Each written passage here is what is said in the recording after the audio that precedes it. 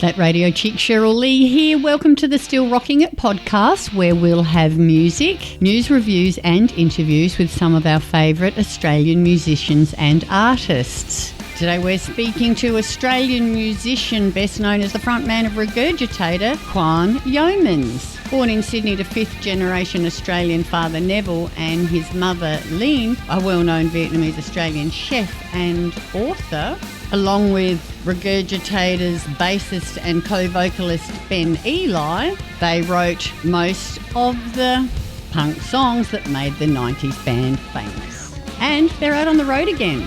To catch up on podcasts from other favourite artists, simply go to thatradiochick.com.au. You're with Cheryl Lee, and I'd like to welcome into the Zoom room today Quan Yeomans, frontman of Regurgitator. Thank you so much for joining us today. Pleasure, absolute pleasure. Because I know you've got a busy workload coming up, so really appreciate your time with us. I was going to ask you, do you come from a musical family, Quan? Your parents musical? No. Not really. I would say my father played the clarinet when he was very young, but I have no evidence of that apart from the old clarinet that I found of his in the attic of the terrace that we used to live in Sydney. I've never heard him play. He's a bit of a whistler, but that's about it. I don't think it really covers. My mother's interested in music, but was never particularly good at it. So, no, I don't. She was the one that organised your lessons as a child, didn't she? Piano lessons, yes, which I really pushed back against. Really didn't like learning the piano when I was younger, so took to the guitar because I found the instrument myself and wanted to learn off just listening to Led Zeppelin records and Jimi Hendrix records, and that's really how I developed as a guitar player. When did you first pick up the guitar? Until I was 13 or 14, I think. In high school? Yes, there was some just acoustic instruments around. And I think there was an acoustic guitar at home, which I played. But my mother was really kind, and she did buy me my first guitar on a visit to LA, because a lot of her Vietnamese family are based in the US. So she went to the Guitar Center, I believe, and bought back a Gibson, an S1, which is a kind of a Stratocaster version of a Gibson guitar, which had three single coils in it. Quite a nice guitar, actually, and reasonable neck on it. So I think I had a good guitar to start with, that's for sure. When did you realise that music was going to be your destiny, it was your passion, and was there ever any plan B in there if it didn't pan out? My family, my mother's side particularly, not great at plan Bs. We just go with whatever seems to fall in our laps and just, point the shit forward and go for it. But she did secretly I think she really wanted me to be an architect or an industrial engineer. So there was a little bit of that residue, wanted to have the child live her dreams that she couldn't fulfill, but it was quickly put a stop to.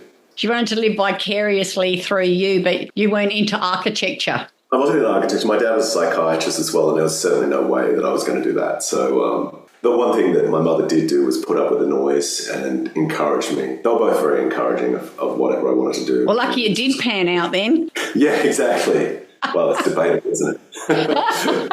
How do you meet someone, a stranger, on a bus and find out you both play guitar, you both like the same music and form a band? Well, there's a bit of mythology there, a little bit of legend making. Actually, we had met before that. Not formally, I don't think, but we played together in venues around Brisbane. Ben was in a band called Pangea who was doing quite well in the local scene, and I was in a kind of weird punk fusion band called Zoroaster at the time. So we had supported them on a couple of occasions. He had seen the band, said, I really like the guitar player. And he's a real connecting people person. He loves jamming. I'm very shy, introverted in lots of ways, so I don't really get into it. But he convinced me to have a jam with him. The way that we really met was because he was hanging out with the lead singer from my band, and they wanted to score weed.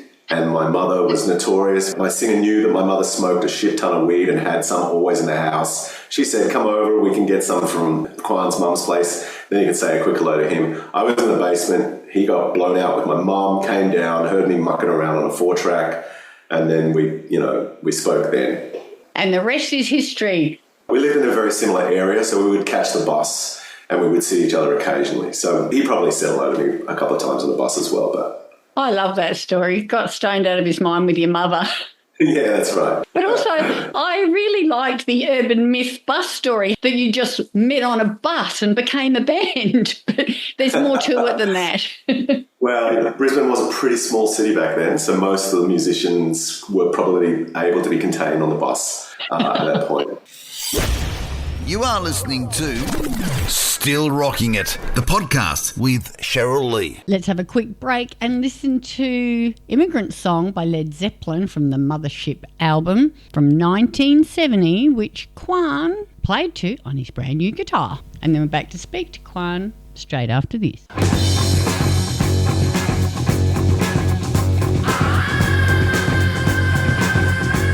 You are the major songwriter of Regurgitator, one of two. It's a pretty unique sort of genre of songs, I guess. Where do you find your inspiration for your songs? Inspiration. Generally, I will take from the world around me. So like everyone else, I guess. I've had a very, very easy life. I don't have a lot of trauma in my life, fortunately, somehow. Even though my mother lived through like a French war and my father lived through the Depression, they somehow managed to protect me from that kind of traumatic experience, which they could have quite easily passed down intergenerationally. So I live a very middle class existence. I was taken overseas by my father, and I've travelled quite extensively as a mid-30s kind of character. I lived overseas as well. But the first trip my dad took me on was to the third world, and I never really experienced that. It was the mid-90s, so around 93, I think, and I went to Rio de Janeiro. And I kind of saw the world the way that it worked, and the incredible disparity, I should say, between the third world and the first, and east and the west and all that sort of thing. So I got an idea of the balance and what was going on. And I've always been interested in capitalism and the way we live and the way we function as a society and the bigger pictures. I like bigger pictures, so I talk about bigger pictures a lot thematically through my music, but often hidden by tongue-in-cheekness, profanity, comedy, because I have that luxury. I have the luxury of living a very comfortable life, so I see life as a comedy rather than a tragedy. That is the true luxury of my life. I approach music and lyrical writing with that in mind.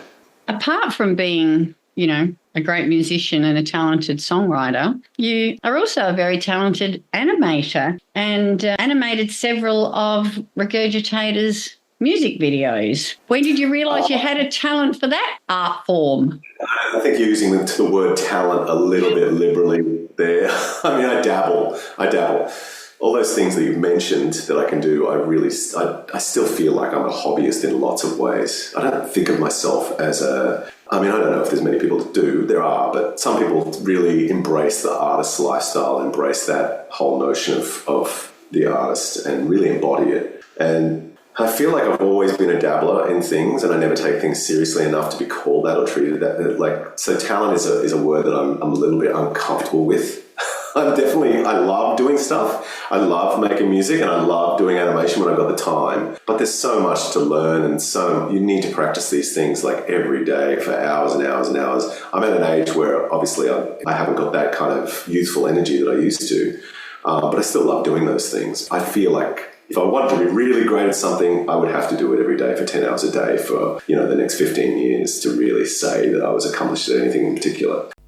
So when you say that I'm a musician, it doesn't really sit that well with me because there are so many musicians out there who play their instruments with far more finesse and far more skill than I do. I get up there and I make a racket and I have a good time.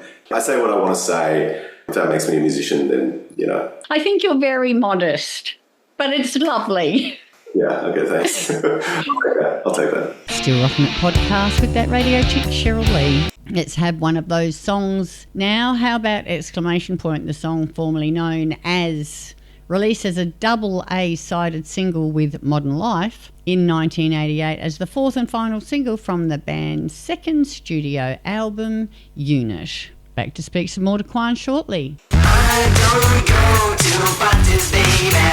Got to talk about the tour, Hotter Than Hell tour. You guys are doing the whole 5 dates. Some of the bands are coming in and out, but you guys are doing every date of the tour. Yes. The headlining, including little old Adelaide here at Jepp's Cross. Adelaideans, get onto the Googleometer, hotterthanhell.com.au and get your tickets. Don't leave it to the last minute like you usually do, because Jepp's Cross isn't a huge venue, so it will sell out, I'm telling you now.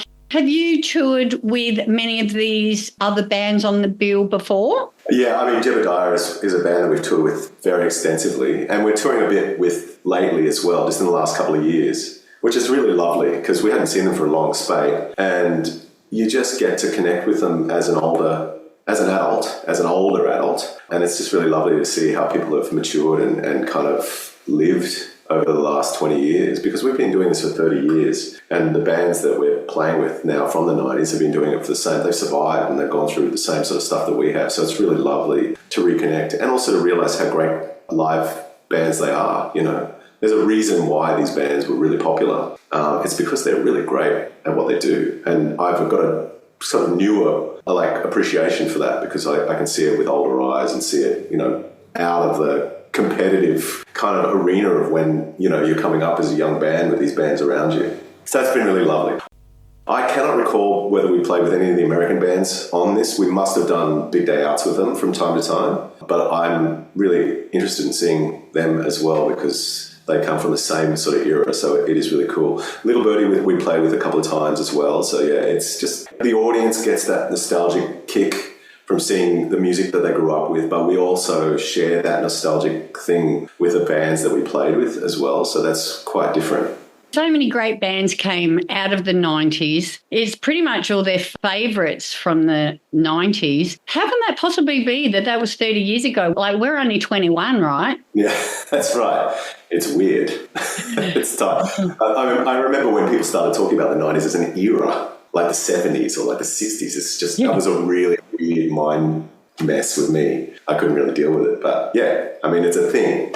It's definitely a thing. It's hard to believe it was that long ago. It's, you know, if you say the 90s, the last decade. Yeah, exactly. Feels like that, doesn't it? So, Hotter Than Hell headliners, Regurgitator. From the US, Less Than Jake and Unwritten Law. Also appearing Jebediah, Little Birdie, Adelita, the Bennies and the Kick-Ons. Not all bands playing in all venues.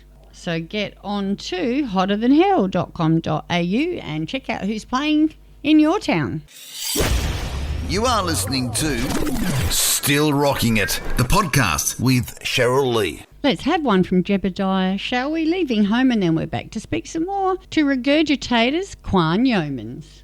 Leaving home, life was never good to me. Leaving home. You guys have got 2 children. Are they musical? Are they following in Dad's family business footsteps? Not mine. I know Ben's a little bit more talented, and he's got 3 girls now, but 2 ones that are over 19, almost 20, 22. The elder one is playing in bands. Definitely Anouk is playing in bands. They're both in Melbourne now, so I live in Melbourne. Ben's actually up in Brisbane, but they're both quite musically talented, I think. Dee's got a great voice, and she's more into making and art and stuff like that, but they're both very creative. My boys are a bit younger. They're only 7 and 10. I don't know how their creativity will actually form at this point. I can't quite see it yet. Might be a little bit too early to tell. Yeah, I think so. They seem to be reasonably intelligent, and they're open, and I think they're cheeky, so there might be something interesting going on, but I would never force them to do what I do. I think it would be a waste of energy. I know we haven't got much longer, so I better be quick. I'm going to ask you if there is a question that you've always wanted an interviewer to ask you.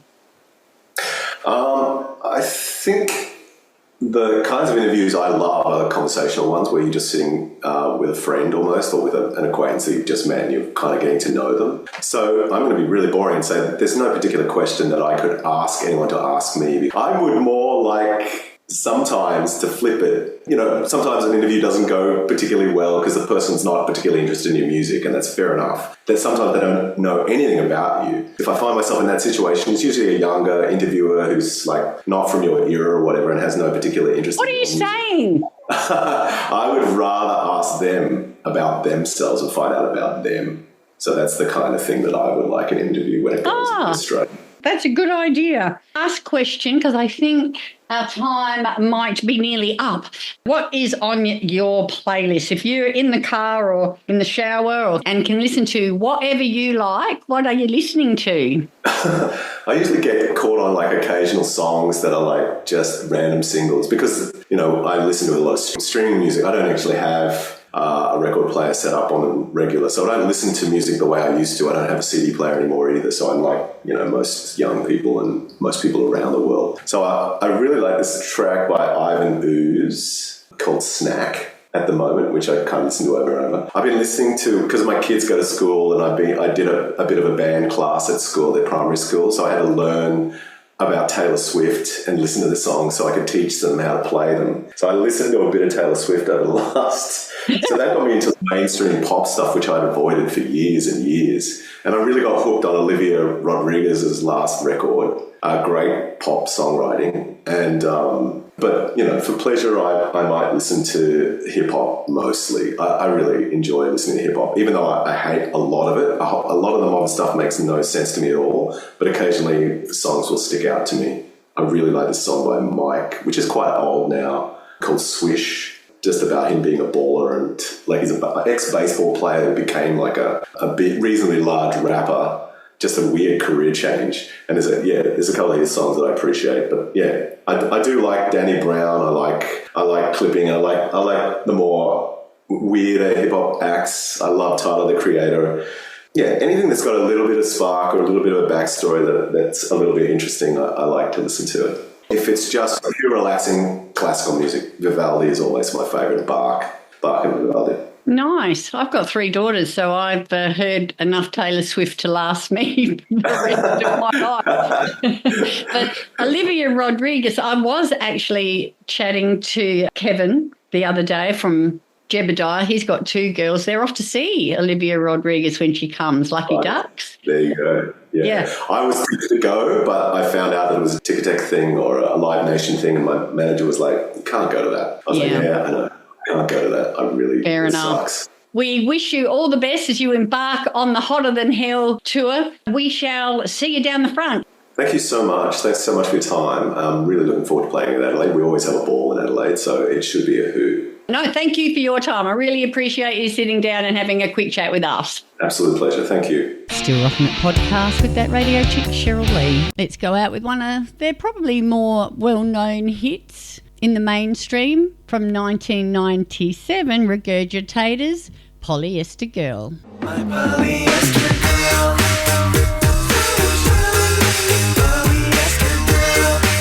You're with Cheryl Lee, that radio chick.